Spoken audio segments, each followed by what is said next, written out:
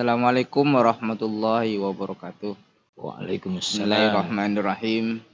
Alhamdulillahirabbil alamin wassalatu wassalamu ala asyrafil anbiya'i wal mursalin sayyidina Muhammadin wa ala alihi wa sahbihi ajma'in amma ba'du.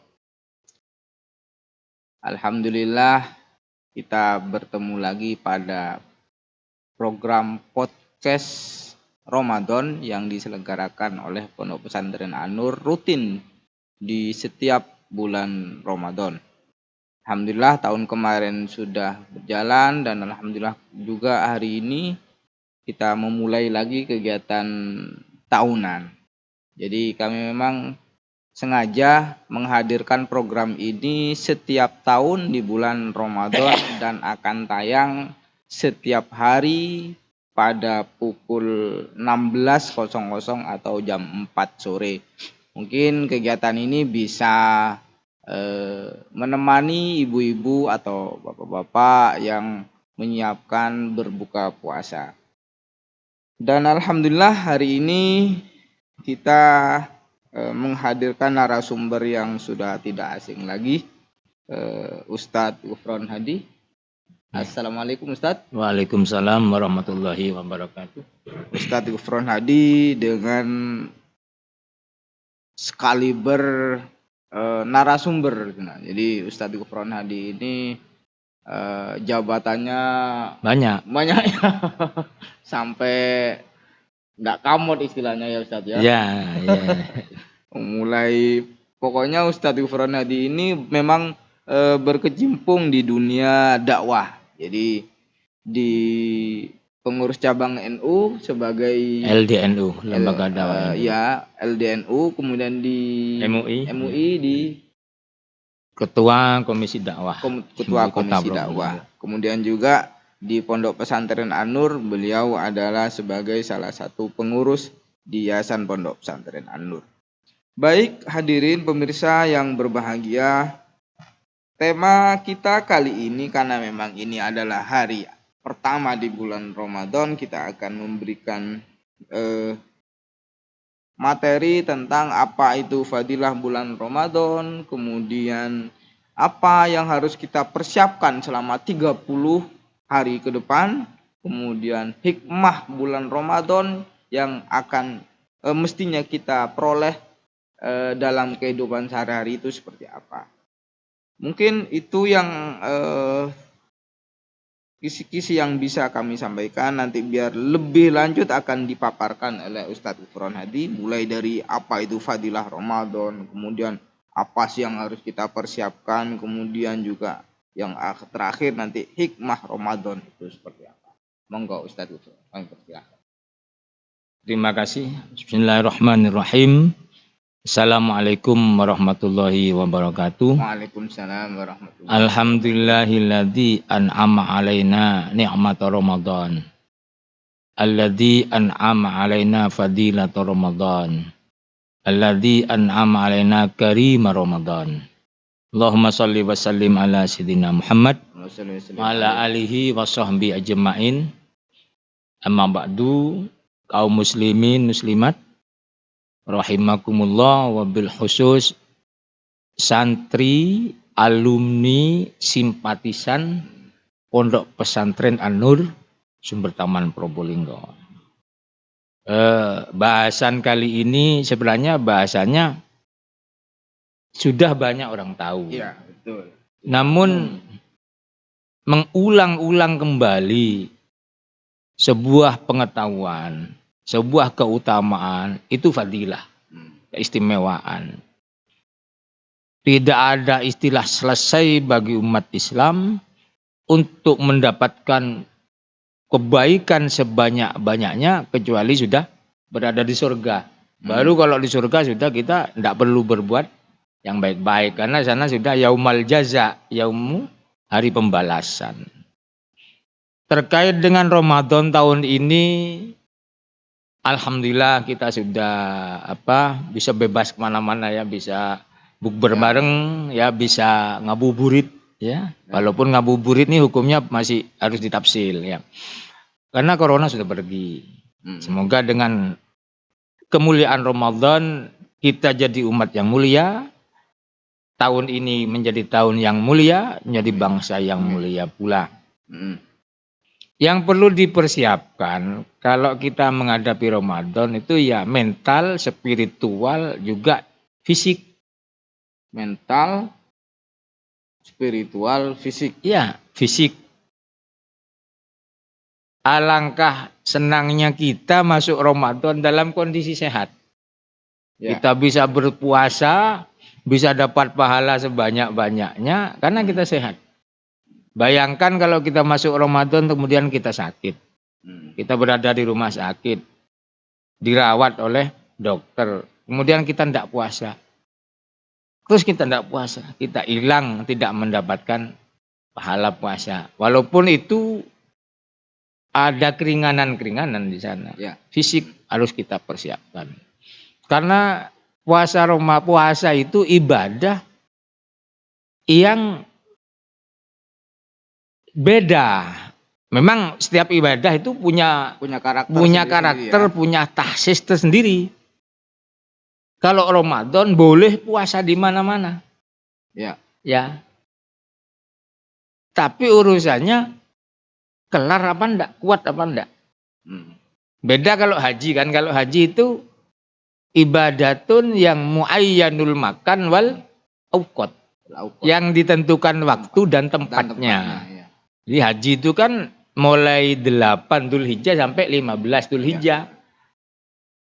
Tempatnya ditentukan. Balang jumroh di Jamarot, ya sa'i di Mas'a, tawaf di pinggir Ka'bah. Enggak boleh Mas Munir mentang-mentang kuat terus tawaf keliling Masjidil Haram. Enggak boleh, ya cukup Ka'bah aja. Ya. Terus Jamarotnya dipindah, enggak di Jamarot. Jamarot itu kan di Mina. Kejadian Nabi Ismail yang melempar batu ke setan di Mina. Terus dipindah ke Jeddah karena agak pusing sama kelompok Wahabi ya. Sama Raja Salman itu ya enggak boleh ya. Nah, kalau puasa boleh di mana-mana, cuma masalahnya puasa ini ibadah paling samar. Makanya Allah bilang as-saumu li wa ana ajazibih. Puasa itu untuk aku.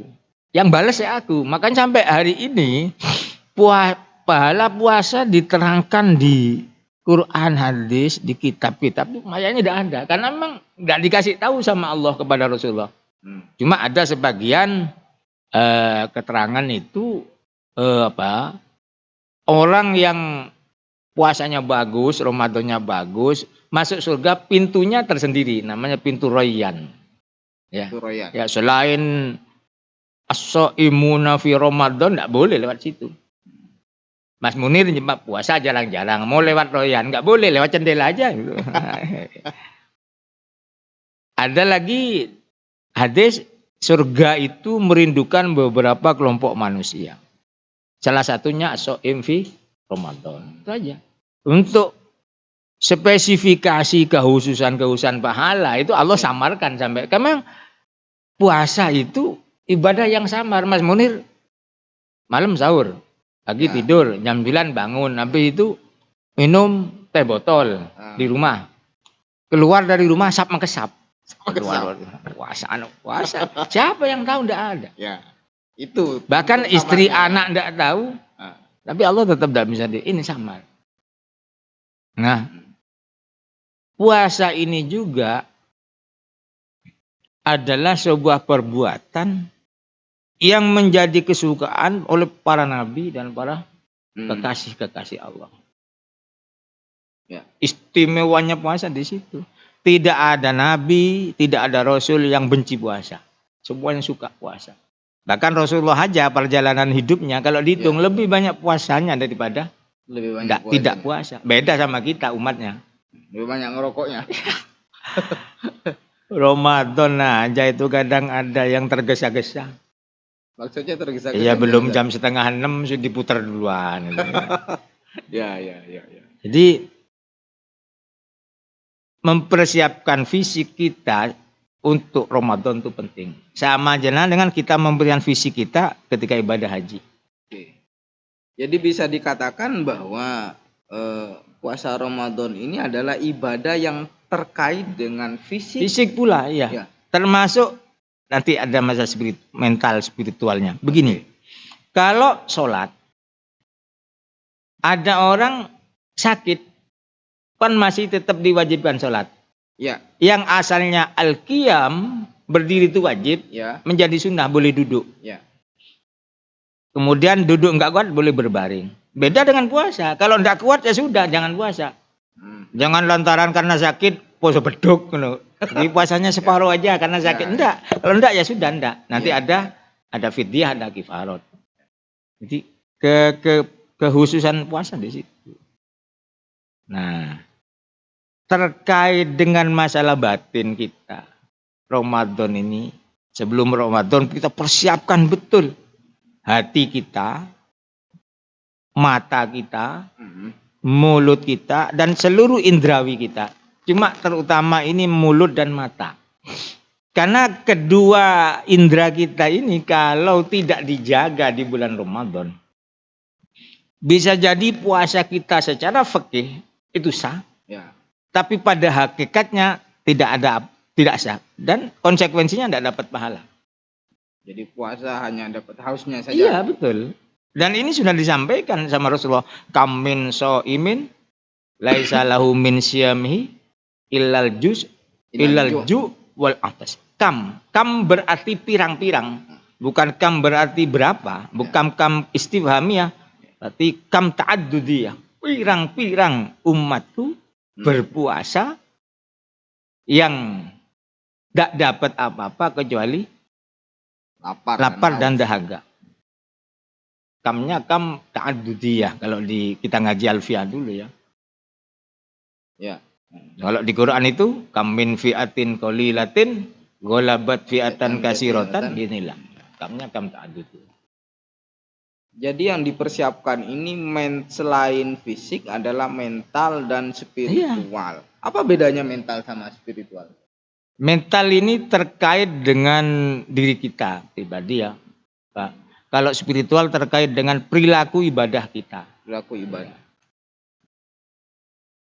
Contoh begini, Rasulullah pernah bersabda, ada beberapa mukhbit, sesuatu yang bisa menghabisi pahala puasa kita.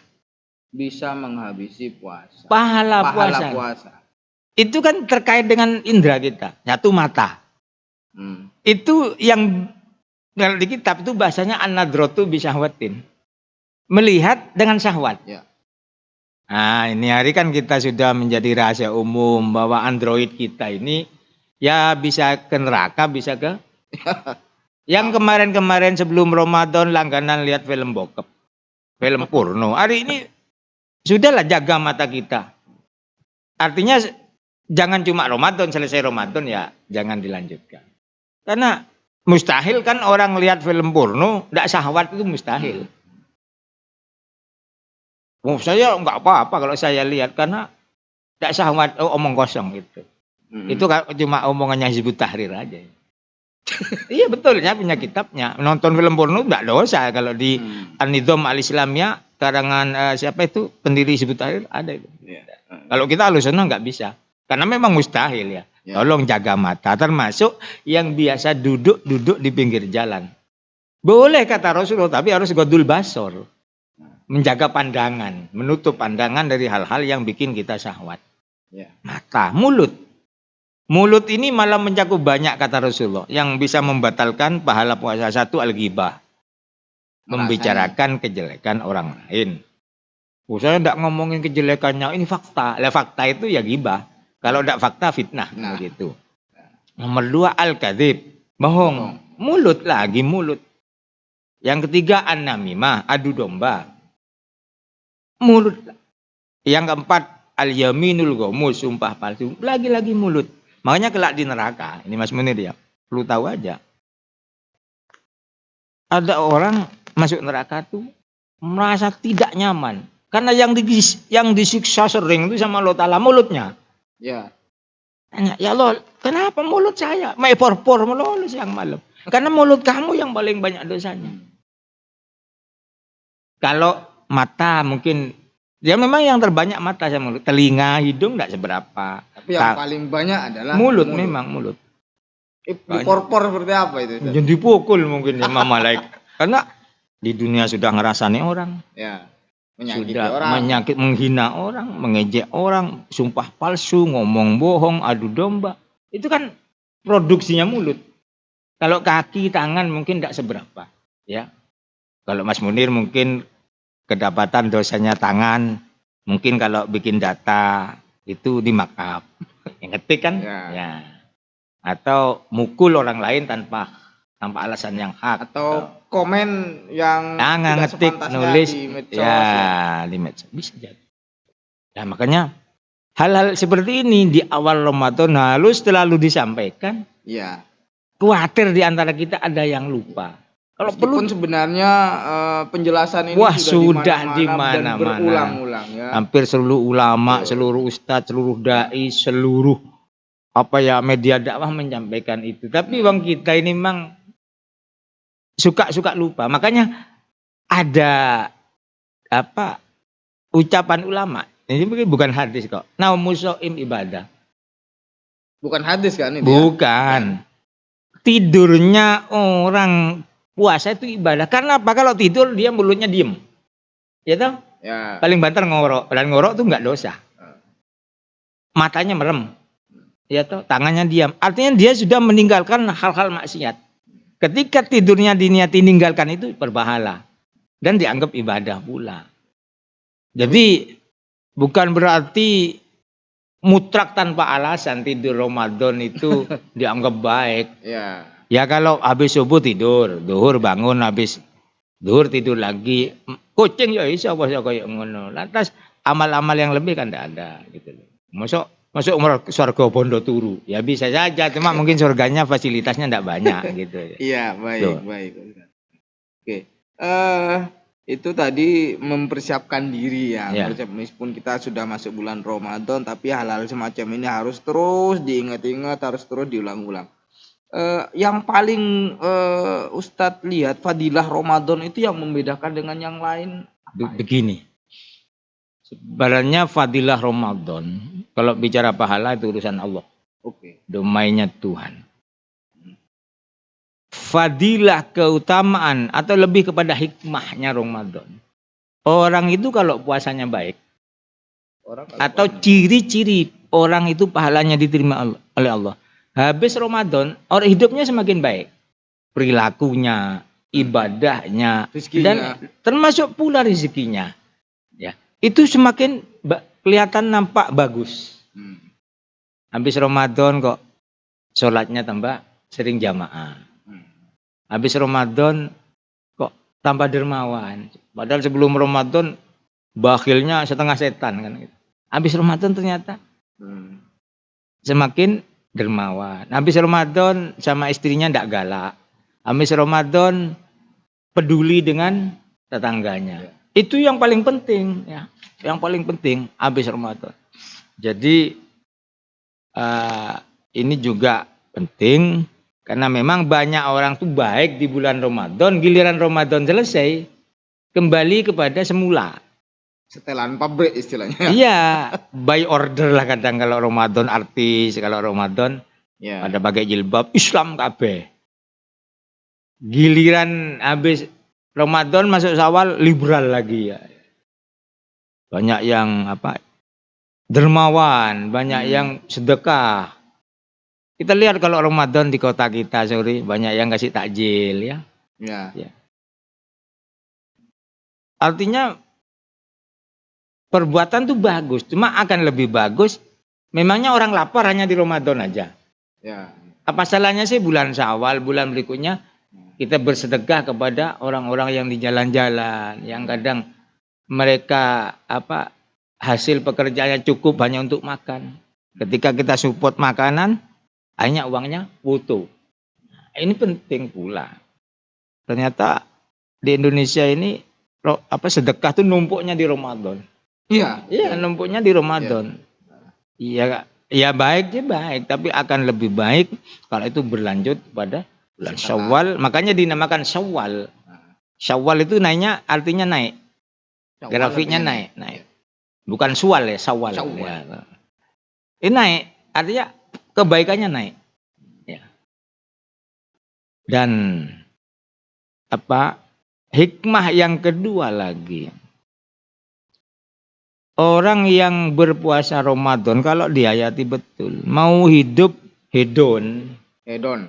ya sekarang kan gagah-gagahan, lagi ya, ini ya. ngetren ya. Lagi viral istri-istri pejabat yang hartanya banyak tapi tidak sesuai dengan gaji suaminya. Ya. Di atasnya bisa ratusan juta, puluhan Betul. juta gitu. Orang kalau tahu betapa laparnya di siang Ramadan, betapa hausnya di siang Ramadan, betapa beratnya menjadi orang yang tidak punya apa-apa, dimakan aja gak ada.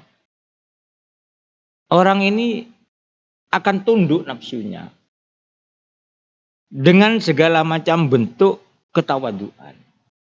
Yang alim, banyak ilmu, dia tidak akan membodoh-bodohkan orang yang memang sudah bodoh. Yang kaya raya, banyak duit, dia tidak akan mewah di tengah saudara-saudaranya yang kekurangan. Yang pejabat tidak akan membiarkan anak istrinya pamer harta padahal gajinya sebulan cuma 5 juta. Malu dong. Lah kalau Ramadan itu dilaksanakan dengan benar, sifat-sifat kayak tadi itu akan muncul. Hanya dia kalau kaya suki tanpa bondo. Kaya tapi dia sebenarnya tidak punya apa-apa. Tapi hatinya kaya. Akhirnya dia tidak jadi peminta, tidak jadi pencuri, tidak jadi koruptor. Ataupun dia punya harta banyak tapi tidak merasa memiliki. Merasa itu titipan. Akhirnya hidupnya yang enggak hedon. Tetap sederhana. Kita lihat bagaimana presiden kita kan sederhana. Ya, sederhana hidupnya, istrinya sederhana, anaknya sederhana. Giliran pegawai negeri eselon 1 2 3 4 sudah punya apa? Jeep Rubicon, ya, moge gitu. Kan malu sebenarnya. Yang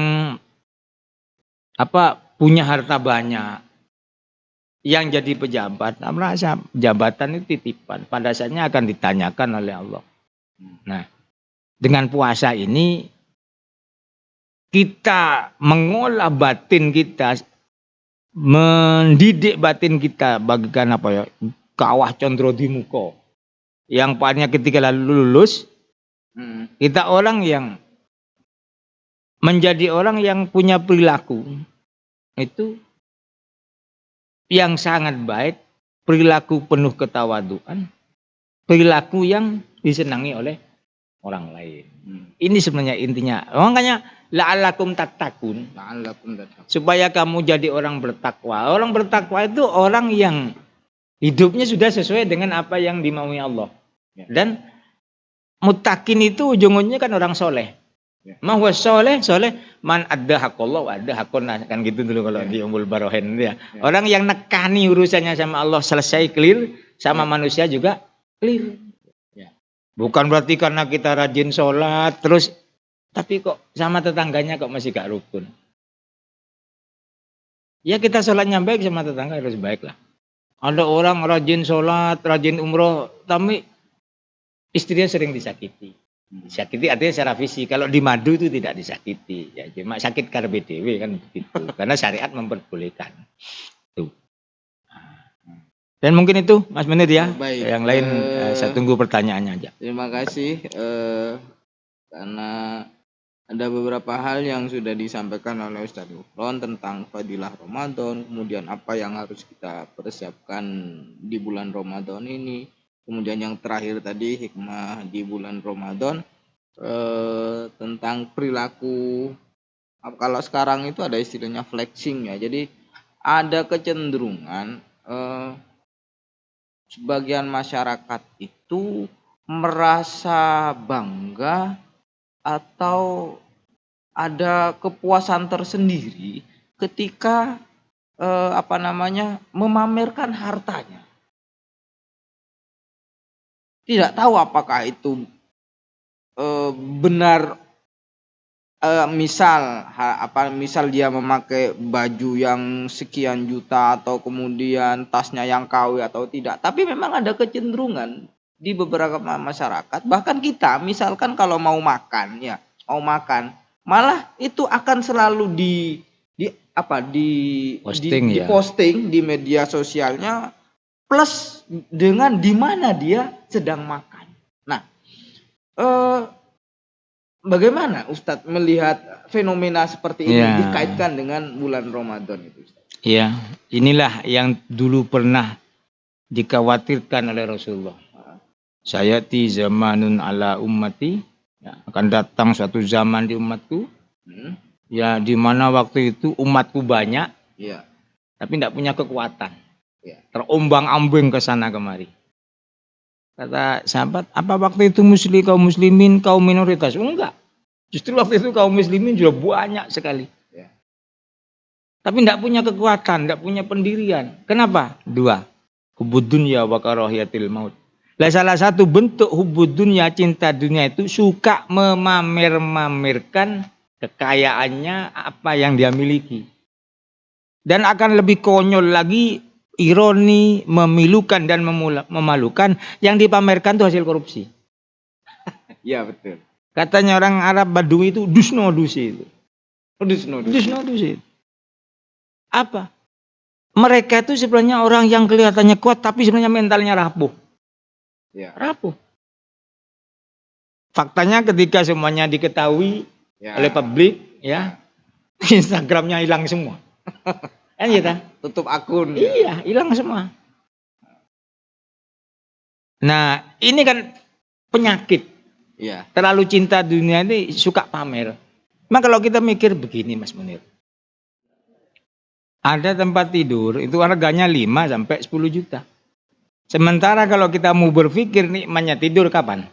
Ketika ngantuk. Ketika kita ngantuk. Lah, ketika kita ngantuk, sementara tempat tidur yang harga sekian puluh juta itu tidak ada, apakah kita harus tidur di tempat yang ada di situ atau harus nunggu yang harganya mahal?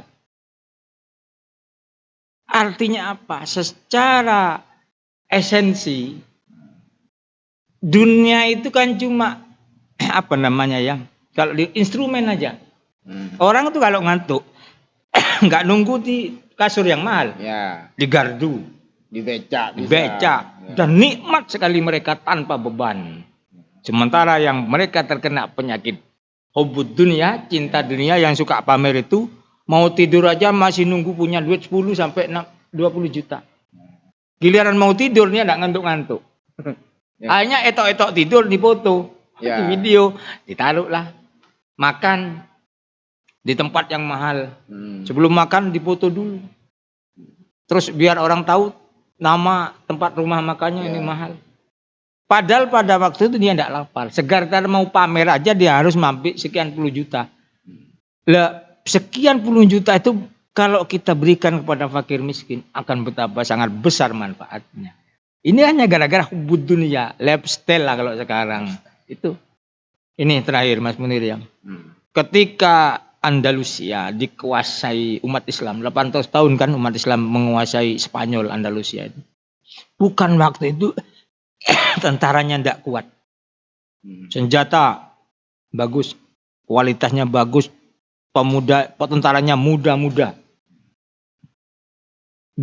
Kalah dengan tentara Inggris yang dipimpin oleh Ratu Isabella. Karena apa? Karena gaya hidup. Hedon. Islam sudah jaya, makmur, gajinya besar, akhirnya mentalnya ciut. Orang sudah kalau cinta dunia takut mati. Ya. Kita bayangin 313 sahabat Rasulullah yang kaya cuma segelintir orang dengan senjata yang pas-pasan mengalahkan 1000 orang. Itu kekuatan mental spiritual. Artinya yang perang itu tidak ada yang berani, ada yang takut mati. Apa artinya tentara banyak? Kalau semuanya penakut. Sedikit tentara banyak, tapi mentalnya pemberani, tidak takut mati. Disitulah pertolongan Allah akan turun. Niatnya ikhlas, bukan karena gaji. Qalilatin itu tadi. Hanya Spanyol sampai hari ini habis. Umat Islam dulu udah gak amanah, sampai hari ini habis gara-gara hubud dunia. Banyak tapi tidak punya kekuatan, bagaikan buih di lautan itu. Kan dengan Ramadan ini bisa Dibuat terapi lah ya, terapi untuk terhadap mendapatkan hal tersebut. Cuma begini, orang hubud dunia itu bukan berarti orang kaya, bukan. Betul. Ya, Nabi Sulaiman tuh kaya raya. Ya. Nabi Tapi Daud enggak hubud dunia. Ini enggak masalah hati, masalah mental. Ada orang miskin malah lebih hubud dunia daripada orang kaya ya. Syekh Abdul Qadir Jailani, kita kenal Sultan Aulia, Syekh Hasan Asadili. Ini Syekh Hasan Asadili ini pengusaha minyak.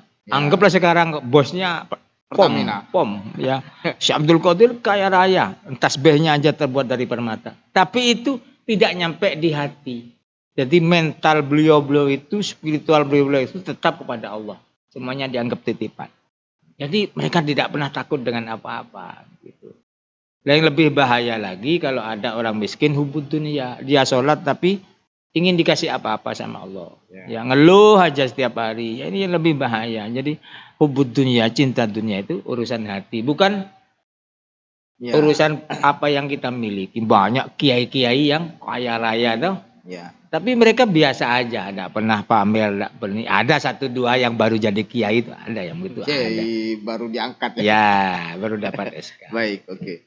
Terima kasih Ustadz atas penjelasannya, panjang lebar sudah. Alhamdulillah kita menyelesaikan pada tema kali ini tentang marhaban ya Ramadan. Kita hadapi, kita persiapkan diri untuk menjalani ibadah bulan Ramadan pada tahun 1444 Hijriah ini. Terima kasih atas kehadiran dan penjelasannya dari kami. Wallahul muwaffiq ila aqwamit thoriq. Wassalamualaikum warahmatullahi wabarakatuh. Waalaikumsalam warahmatullahi wabarakatuh.